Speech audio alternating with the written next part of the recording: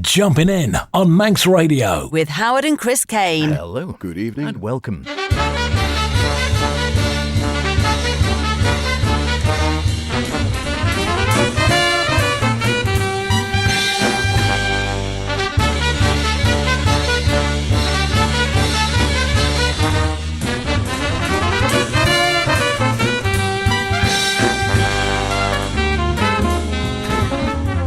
And welcome along to what is now a new slot for the summer months, at least in any case for Jumping In here on a Friday night. What a way to celebrate. And we have a great way to celebrate the best in modern and contemporary jazz tonight with one of the A-listers of all time. It's myself, H. And me, Chris. Yes, welcome along to this week's show. And as advertised, it's an interview special. And as guests go, special indeed he is. We were lucky enough to catch up with the great Dave Holland backstage at last year's London Jazz Festival. Not that we needed reminding of his fantastic legacy of recordings with nearly all the jazz greats over the last 60 years, or indeed his ability to write a pretty natty theme tune. So without further ado, let's bring it on.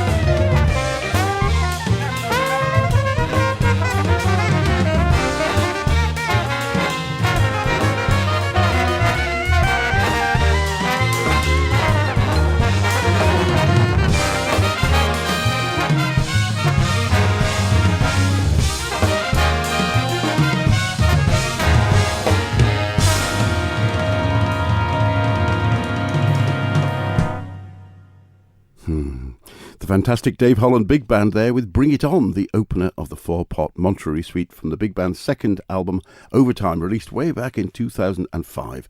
And the suite itself makes up more than 50 minutes of the album's generous 78 3/4 minutes, and not a second of it is filler. Great writing, great solos. We heard there from Chris Potter and Robin Eubanks, trading licks, and what a fantastic band. Alex Sipai again, Dwayne Eubanks, Taylor Haskins on trumpet and flugelhorn, Antonio Hart on alto and soprano and flute, Mark Gross also on alto, Chris Potter blowing some mean tenor, Gary Samuelian on baritone, Robin Eubanks, Josh Roseman, Joran Armans on trombones, Steve Nelson on vibes and marimba, Billy Kilson at the drums, and of course this evening's guest on bass, composing and all that arranging, the wonderful Dave Holland. And we caught up with him backstage at the London Jazz Festival, where, far from a big band, he was right at the other end with regard to touring projects. This is the first time we've really worked as a duo, and it's been a nice opportunity this tour to explore the dynamics between the two of us and really find out, a little bit more of how we can work together. And it's been a very satisfying experience for me. And I love John. I've known him a long time, but this is the first time we've had a chance to play in this sort of intimate situation. And the duo gives you a chance to interact in a much more one-on-one kind of way, and that's gives you an opportunity to dig deeper into each other's music. I mean, you said an intimate situation, and in fact that's one of the things that absolutely grabbed me, was that although it was a concert hall setting, it was kind of like we were in the living room with you guys, and you were just two old friends having a jam together, but really enjoying it and knowing where everyone was going to pick and turn. Having an absolute pleasure to be on the sidelines watching this. Dave, I have to say, we've been fans for many years, and we were counting up the number of albums we got. Actually, I say albums. There's CDs and LPs and possibly cassettes and maybe DATs and some other stuff in there. But bootlegs. There's a few bootlegs as well. But you're one of these everlasting musicians who I have to honestly say, you don't look a day older than the first time we saw you, which was several tens of years ago, and both of us are increasingly aging rapidly. So what's the secret? Is it staying on the road, do you think? I can't say that, I thank you for the compliment.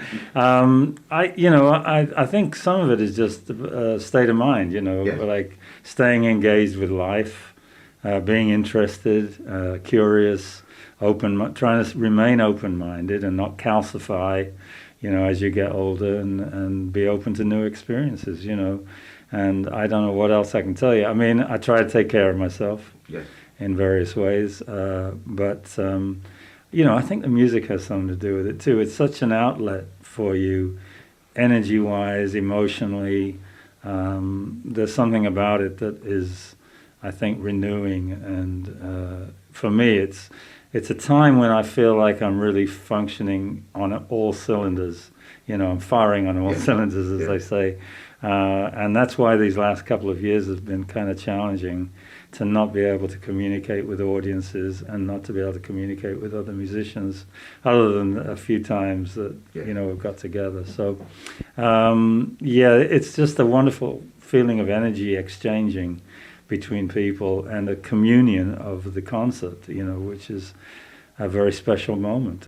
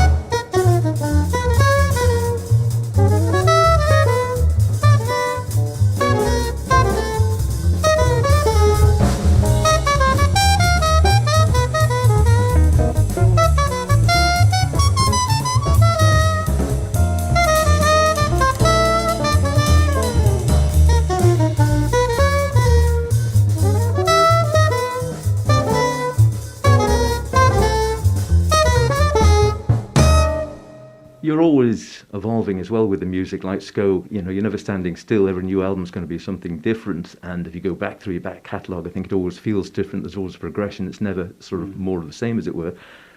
So what happens, which way does the process work? Do you sort of think of the music, then come up with the band, or you sort of get some new band members, you see some new people who inspire you, and then it inspires the music? Yes, yes, and yes. You know, I mean, it's there's no set pattern. You know, I mean, I don't work to a schedule. You know, I don't think, well, I've got to do a record this year and then next year and like that. I just kind of let the music form. You know, and then when it's ready, I record it. Yeah, it's to do with meeting people, listening for people. I've met musicians that I've worked with. In all kinds of situations. Nate Smith, the drummer, for instance, who was in my quintet for quite a few years. I met him at the University of Virginia. He was a student there, and I loved his playing, and we ended up, he joined my quintet, and we played together. You know, musicians that I meet and I hear, and I think, oh, I'd like to do that. Another example is a flamenco musician that I recorded with, Pepe Abashuela. And we spent close to 2 or 3 years where I would go to Madrid and rehearse a little bit with him and learn. So I asked him to be my teacher. So, you know, it's a process, and I let the process take its course. And as I said, open-mindedness and listening and being open to new opportunities. And I just like, I like music of all kinds, you know. I've had periods where I'm really concentrating on certain projects and certain things. But in this period of my life, you know, I think I'm also interested in expressing some of the variety of things that I like to do, like what I'm doing with John here, and then I recorded with Evan Parker a few years ago, and Craig Tabor in a much more free, open form music setting, you know. So it's all these things to me are part of a whole. I don't see them as separate things, you know. They're just different languages or different aspects of the musical language, you know.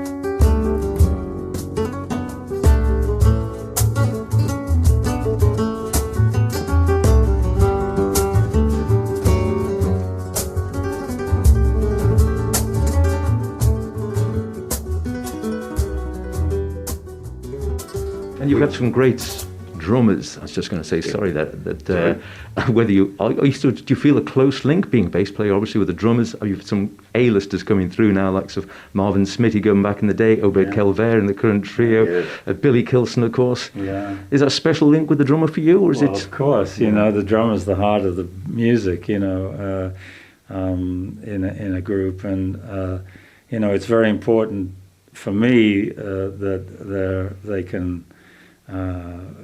First of all, be great listeners. I think that's a really important aspect for any musician that's going to be playing music. It's I think you have to be as good a listener as a player, and so that's a big part. But I don't come with like a prescription or anything like that. I heard Obed at a gig that he was playing, and I went up to him after the gig and I said, "Would you be interested in doing something?" And he said, "Sure." So that's how it goes, That's. You mentioned Nate Smith, of course. He's just got a new release out as well, and Craig Taborn, who we were fortunate to have on the show just a couple of weeks ago. Oh, yeah. He's an extraordinary musician. Extraordinary, and what a nice chap, actually. Very, very nice to talk to with him. And of all the different formats, and as we look back to Miles, who was a man who was constantly reinventing himself, and you were there, you've been there. Did you think part of that feeling to move and change and try and travel within music and experience everything came from some of your early experiences in bands like that?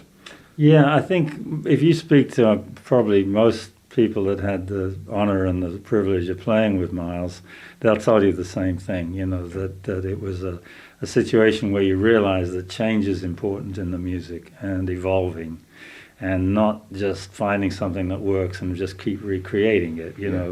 It's about keeping it fresh and finding some new things to kind of incorporate into your music. And of course Miles is a great example of that. And he had a way of doing it which was so inclusive of the musicians that he worked with. It wasn't him coming in with a completely finished idea of what he wanted. He worked with the musicians as raw material in a way, and created the music out of what he was hearing them do. Yeah. And so there was a symbiotic kind of relationship going on there. In fact, there's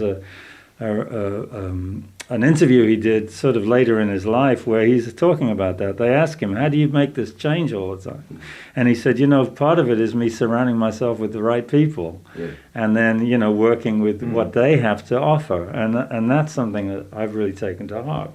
I try and find people that I like how they approach the music, and then try and build some music around that, rather than saying this is the music and everybody's got to conform to it. There's a relationship there. I'm looking for people who can express themselves, have something personal to say in the music, understand the tradition, but also want to move it on and have a personal viewpoint of it.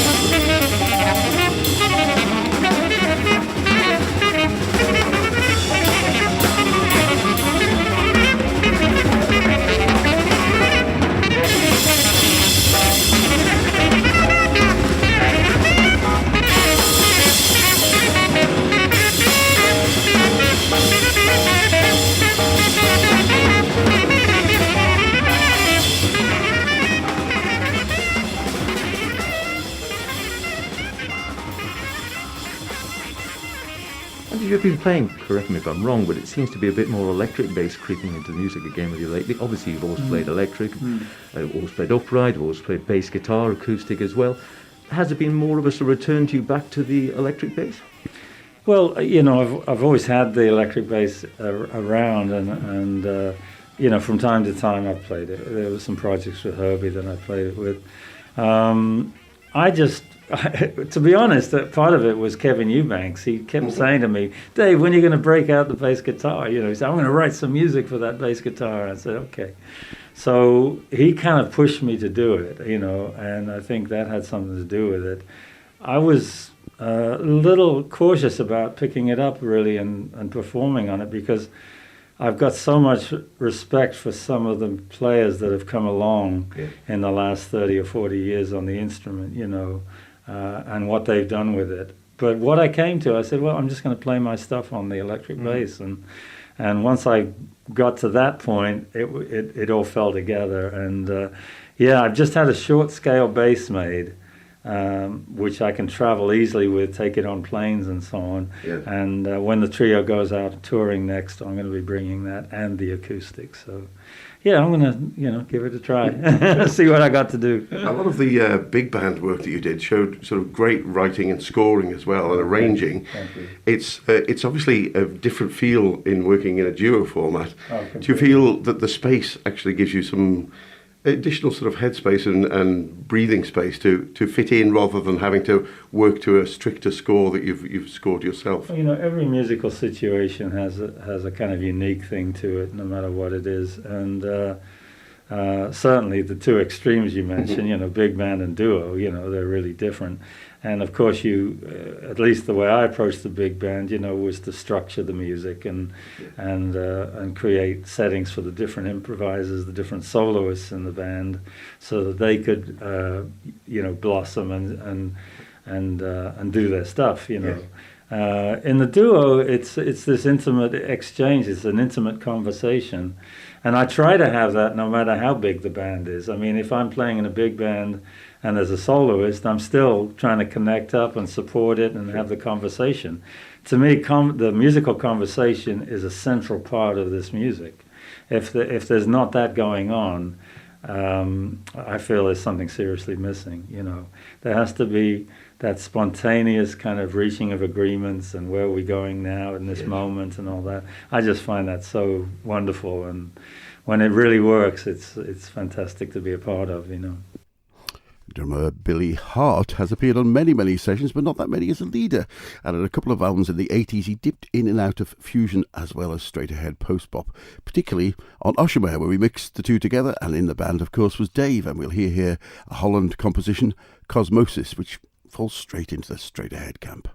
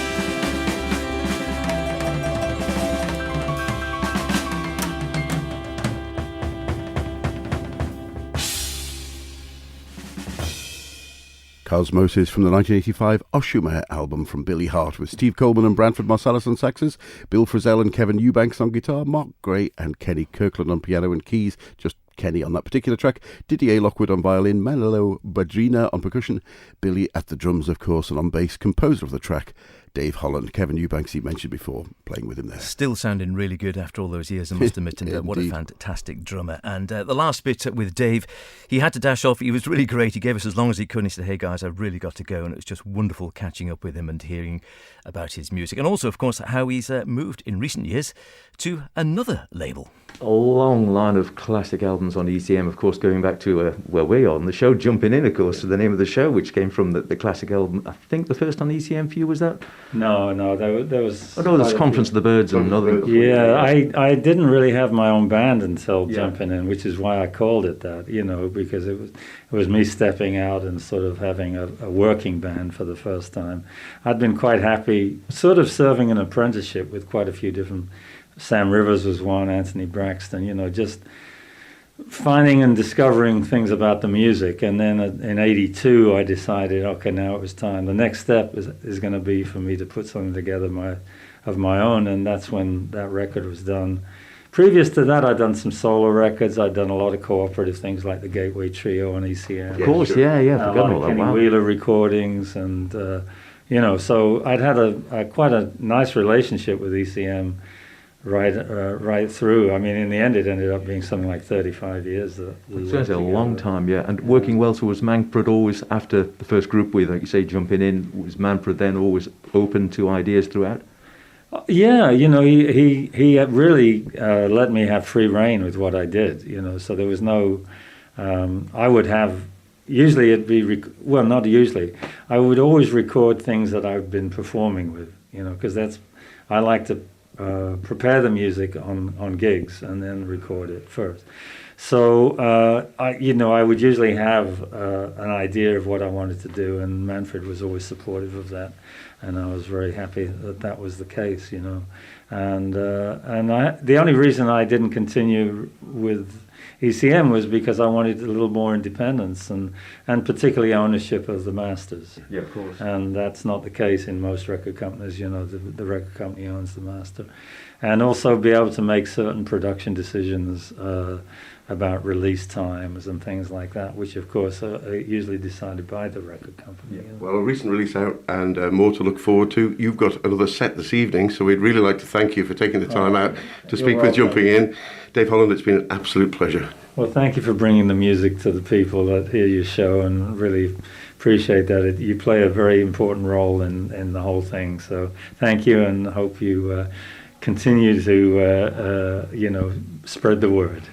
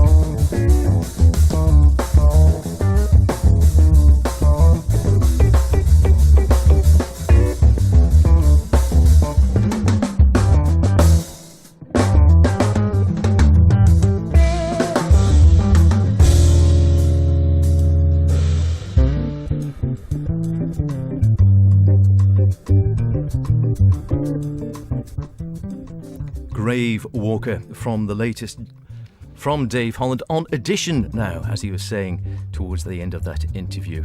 It's well worth a listen. Obed Calvert on drums, and of course Kevin Eubanks on guitar, as he mentioned there, and Dave on electric bass. Might hear more on electric bass when we come up. Check it out, yeah. Edition Records, Grave Walker, and the album is well worth a listen. And perhaps my gateway to Dave Holland was another classic, an ECM classic, Gateway, excuse the pun. Yay. First of 3 albums from the lineup, recorded back in 1975 with a winning combination of John Abercrombie on guitar, Jack DeJohnette at the drums, and Dave Holland on the bass. Well, you couldn't really go that far wrong, could you? We'll leave you with Backwoods Song. See you next week. See you next week. New slot. And Friday we'll nights. catch up with the latest stuff. Cheerio.